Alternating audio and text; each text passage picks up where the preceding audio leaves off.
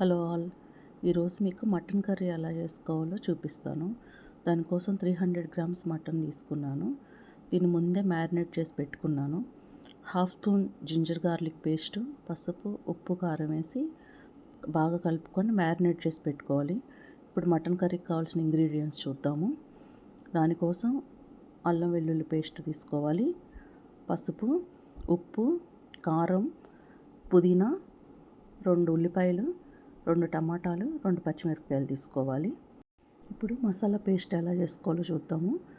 దానికోసం షాజీరా పావు టీ స్పూన్ తీసుకోవాలి.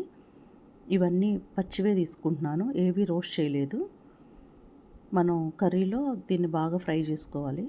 ఎండు కొబ్బరి చిప్ప పావు చిప్ప చిన్న ముక్కలుగా కోసుకొని వేసుకోవాలి. తర్వాత 2 యాలకులు వేసుకోవాలి. దాని తర్వాత 2 దాల్చిన చెక్క ముక్కలు చిన్న వేసుకోవాలి. దాని తర్వాత లవంగాలు ఒక 3 వేసుకోవాలి. 10 జీడిపప్పులు వేసుకోవాలి. తర్వాత జాజి పువ్వు చిన్న చిన్న ముక్కలు ఒక 3 తీసుకున్నాను. ఇది ఫ్లేవర్ చాలా స్ట్రాంగ్గా ఉంటుంది. ఇంత స్ట్రాంగ్ ఫ్లేవర్ వద్దనుకున్నోళ్ళు ఒకటైనా వేసుకోవచ్చు. మేమైతే ఈ ఫ్లేవర్ తింటాం కాబట్టి తీసుకున్నాము. 1 స్పూన్ ధనియాలు వేసుకోవాలి.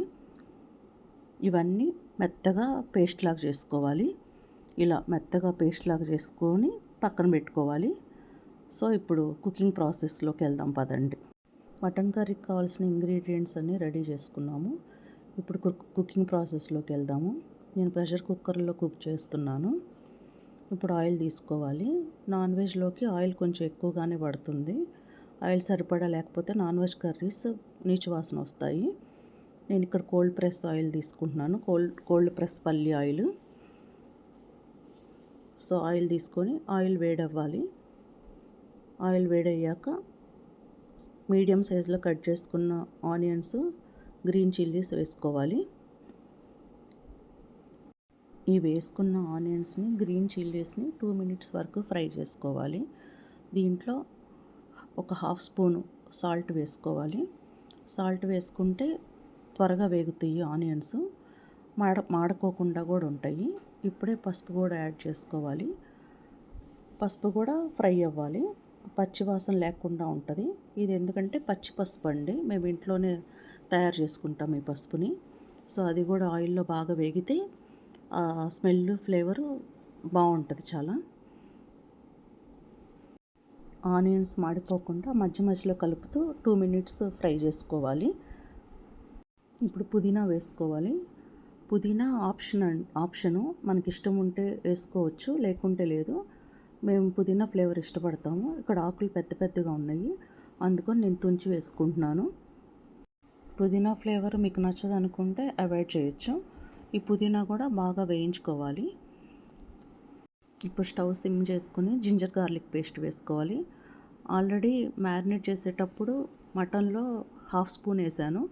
సో ఇప్పుడు 1 స్పూన్ వేసుకుంటే సరిపోతుంది. ఒక ఫుల్ స్పూన్ వేసుకోవాలి. ఫుల్ స్పూన్ వేసుకొని బాగా ఫ్రై చేసుకోవాలి. అల్లం వెల్లుల్లి పేస్ట్ పచ్చి వాసన పోయే వరకు వేయించుకోవాలి. మసాలాలు ఎప్పటికప్పుడు ఫ్రెష్గా నూరుకొని వేసుకుంటే కర్రీ టేస్ట్ చాలా బాగుంటుంది. ఇట్లా పచ్చి వాసన పోయే వరకు ఒక 1 మినిట్ ఫ్రై చేసుకోవాలి. ఇది ఫ్రై అవుతున్నంతసేపు స్టవ్ సిమ్లోనే ఉండాలి. సిమ్లో పెట్టుకొని వేయించుకుంటేనే అడుగు మాడకుండా ఉంటుంది. అప్పుడే కర్రీ టేస్ట్గా ఉంటుంది. కొంచెం కూడా అడుగు మాడనివ్వద్దు. ఇప్పుడు మ్యారినేట్ చేసి పెట్టుకున్న మటన్ని ఇందులో వేయాలి. ఇది కుదిరితే గంట మ్యారినేట్ చేసుకున్నా బాగుంటుంది. హాఫ్ అన్ అవర్ మ్యారినేట్ చేసుకున్నా సరిపోతుంది మినిమము.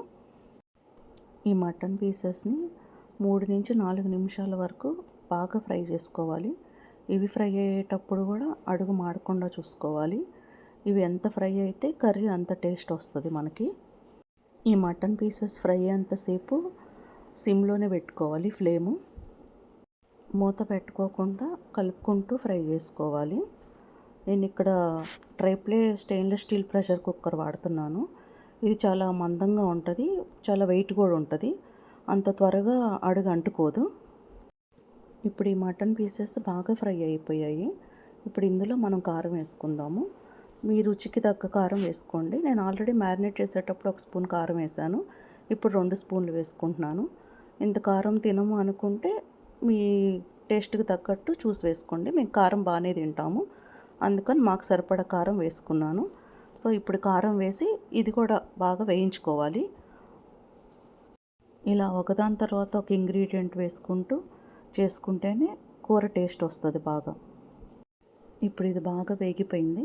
ఇప్పుడు మనం ముందుగానే ప్రిపేర్ చేసి పెట్టుకున్న మసాలా పేస్ట్ ఏదైతే ఉందో అది ఇందులో వేసుకోవాలి. ఇందులో వేసిన మసాలా పేస్ట్ మనం ముందేం ఫ్రై చేసుకోలేదు, అన్నీ పచ్చివే వేసాము. ఆ పచ్చి వాసన పోయి అదంతా బాగా వేగాలండి. ఒక 4-5 నిమిషాలు టైం పడుతుంది. మన కర్రీలో ఇది ఒక్కటే కొంచెం టైం టేకింగ్ ప్రాసెస్, మిగతావన్నీ ఫాస్ట్గా అయిపోతాయి. సో వీటిని మాడుకోకుండా సిమ్లో పెట్టుకొని మూత పెట్టుకొని మధ్యలో కలుపుకుంటూ ఫ్రై చేసుకోవాలి. ఇప్పుడు ఏదైతే మసాలా పేస్ట్ వేసుకున్నామో అది కర్రీకి మంచి టేస్ట్ వచ్చేలా చేస్తుంది. ఫ్లేమ్ని సిమ్లోనే ఉంచి 4 to 5 minutes మూత పెట్టుకొని ఫ్రై చేయాలి. మధ్యలో కలుపుకోవాలి. ఏ నాన్ వెజ్ కర్రీస్లో అయినా ఫ్రెష్గా మసాలాలు ప్రిపేర్ చేసుకోవాలి. ఇప్పుడు చూడండి, మసాలా అంతా బాగా ఫ్రై అయింది. నాకు ఇది ఫ్రై అవటానికి 5 minutes పట్టింది. 5 minutesలో బాగా ఫ్రై అయింది. ఇట్లా ఆయిల్ పైకి వచ్చి గిన్నె వదులుతుంది మసాలా అంతా. ఇట్లా వస్తే మసాలా అంతా బాగా ఫ్రై అయినట్టు. ఇప్పుడు ఇందులో కట్ చేసుకున్న 2 టమాటాలు వేసుకోవాలి. మీకు 2 టమాటాలు ఇష్టం ఉండదు, నచ్చదు అనుకుంటే ఒకటైనా వేసుకోవచ్చు. ఇప్పుడు ఇందులో కర్రీకి సరిపడా సాల్ట్ వేసుకోవాలి. 2 spoons సాల్ట్ వేస్తున్నాను. ఈ సాల్ట్ వేసి టమాటాలని 1 minute మగ్గించుకోవాలి.